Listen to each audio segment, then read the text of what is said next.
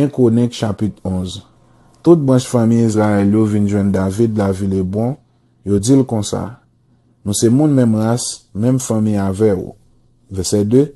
Depuis longtemps, même sous rein roi Saïl, c'est ou même qui te commandé l'armée peuple Israël là côté l'aller. Le fini encore. C'est bon Dieu ou là.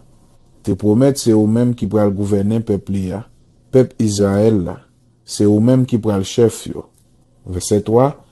C'est comme ça tout chef famille peuple Israël yo vin joindre David la ville Hébron. Yo passé un contrat avec devant Seher. Yo fait cérémonie, yo mette le roi sous peuple Israël là tout.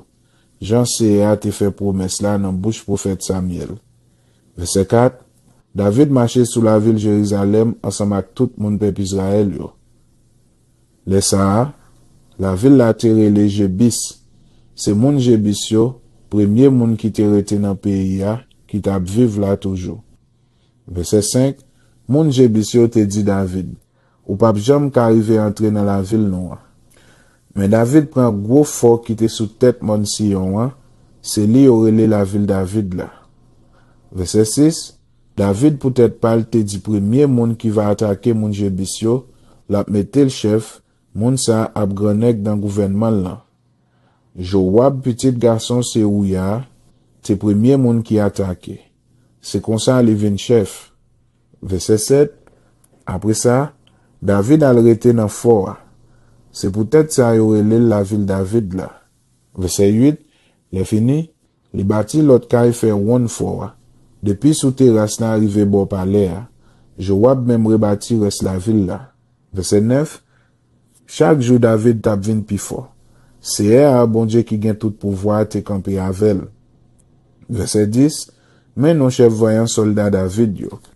C'est eux qui te soutenu gouvernement David là ensemble avec tout peuple Israël là pour te kawa. Jean Seya te promet mon Israël yo ça. Verset 11. Pour commencer, te gen Jacobéam qui sorti dans branche famille Akmoni. C'est lui-même qui te chef 3 pi voyant yo. Pour contre li, li bataille avec 300 moun ak fren li assez. Li touye yo tout yon sel ko. Verset 12. Deuxième lan te relé Eliaza, petit garçon dodo. Petit yon moun la ville à quoi, c'était yon nan 3 pi voyant yo. Verset 13. Il était avec David, les David tap goumé ak moun Filisti yo nan bataille bo passe d'amè. Il était dans yon jardin loge, les soldats peuple Israël yo commencé courir devant moun Filisti yo. Verset 14. C'est comme ça, les mêmes ak soldats li yo tout rete campé nan mi-temps jardin loge là, yo kembe tête ak moun Filisti yo. Yo bat yo bien bat. Yo krasé yo. C'est comme ça Seya te fait yo gagner bataille là sous l'ennemi yo. Verset 15. Yon l'autre jour. Dans saison récolte, 3 dans groupe 30 yo al joindre David dans grotte Adullam là. La même moun Filisti yo te monte kan yo dans plein moun Rephaïm yo. Verset 16. Les ça, David te dans fort. Yon groupe moun Filisti te prend la ville Bethléem. Verset 17. Yon seul envie prend David. Il dit comme ça. Qui moun qui va faire m'boire ti goutte d'eau dans pi qui nan portail la ville Bethléem là. Verset 18. La même 3 messieurs yo descend, yo faut filer quoi yo dans mi-temps moun Filisti yo prend de l'eau dans pi qui te nan portail la ville Bethléem là, yo potel vin bay David. Mais David refuse boire de l'eau. Il vide la terre, il offre le bay Seher. Verset 19. Il dit comme ça.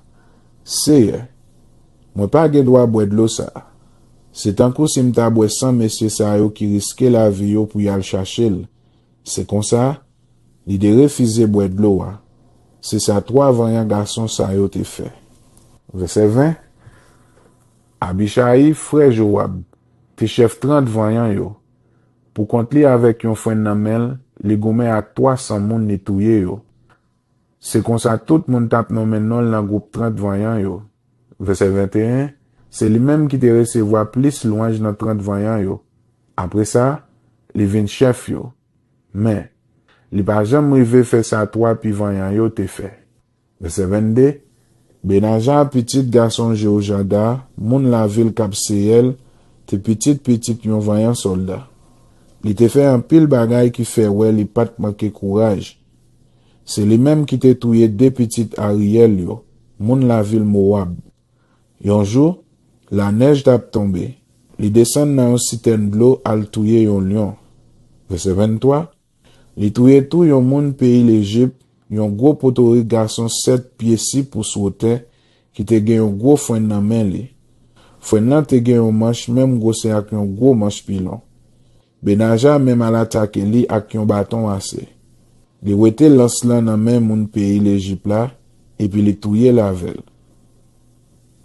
Verset 24. Mais ça Benaja petit garçon Jéhojada te fait.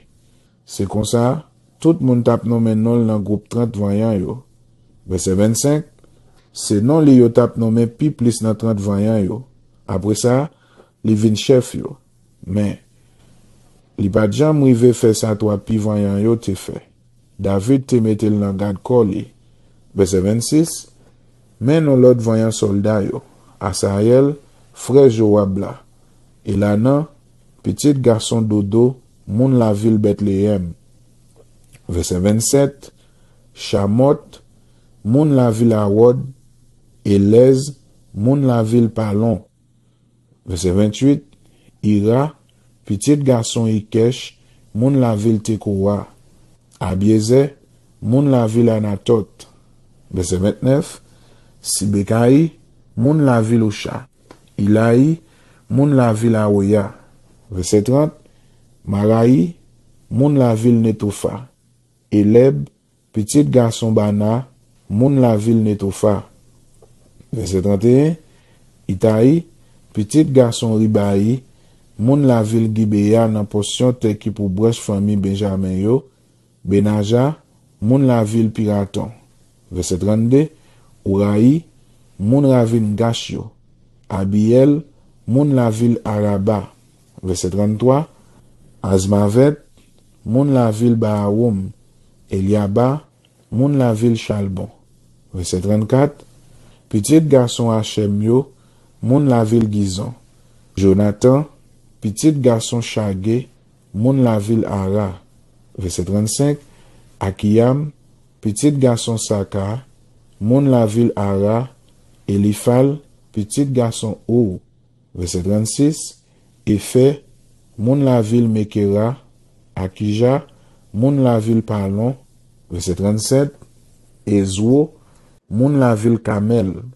Naraï, petit garçon Esbaï. Verset 38.